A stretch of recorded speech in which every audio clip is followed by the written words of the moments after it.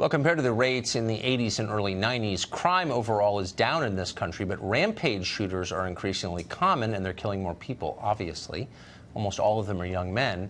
The question, which for some reason very few people ask, but is the key question, is what's driving this surge in extreme antisocial violence? One man who's been thinking about it a lot is Jordan Peterson. He's a psychology professor at the University of Toronto, and he just spoke with us moments ago. Here it is. Jordan Peterson, thanks for joining us tonight. My pleasure. We wanted to ask you the question that we think too few are asking, which is, why is this happening? Why are young men shooting up schools? Because they're nihilistic and desperate. How'd they get that way? Well, I think life can make you that way unless you have a purpose and a destiny, let's say.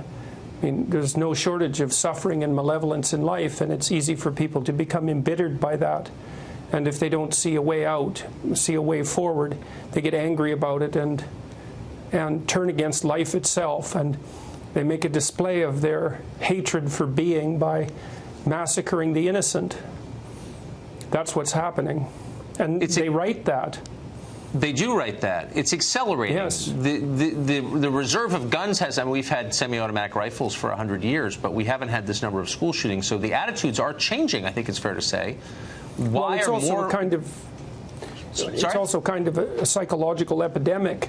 You know, these people keep track of each other, and there's a competitive element to it.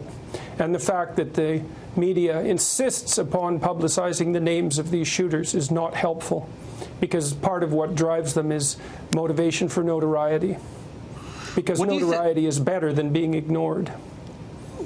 So what mistakes do you think we're making as a society to produce an ever-increasing number of young men like this? That's a good question. I think we underestimate the necessity for young people to have clear direction and a sense of purpose in their life. They need something to offset the tragedy and malevolence of life. And we need to take these sorts of philosophical and even religious issues seriously, but we don't. Do you think we're taking them less seriously than we used to? Yes, definitely. I think that we talked in the past, we spoke much more about responsibility and responsibility in particular, but also purpose and maturity, and we valued those things highly. We didn't confuse them with tyranny and toxic masculinity, for example. Speaking of toxic masculinity, why is it all boys? Well, boys are more aggressive than girls, and there's a biological component to that that's quite strong. That's why the vast majority of people in prison are male. Like, on average, there's not much difference in aggression between men and women. If you picked a random woman and a random man out of the population and you had to bet on who was the most aggressive, if you bet it was the woman, you'd be right 40% of the time. But if you take the 1 in 100 most aggressive people, and those would be the people in prison, they're all men, or virtually all men. It's also why males attempt suicide less frequently, but they commit it successfully much more frequently. They're much more likely to use lethal means. And there's a very powerful biological component to that, despite what the postmodern social constructionists have to say about it. But they've got their head firmly buried in the sand, so.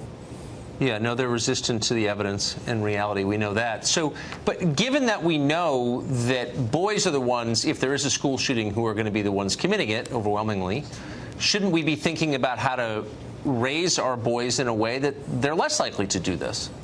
Yeah, I think we should be thinking about that. I mean, the book I published here, this 12 Rules for Life, is a meditation on exactly that. I've been lecturing online about the idea that responsibility is what gives life meaning, and that meaning is the antidote to the sort of nihilism and aggression and resentment that can otherwise be produced. I mean, there's no doubt that life is difficult and that people get hurt and betrayed. That's unassailable truth.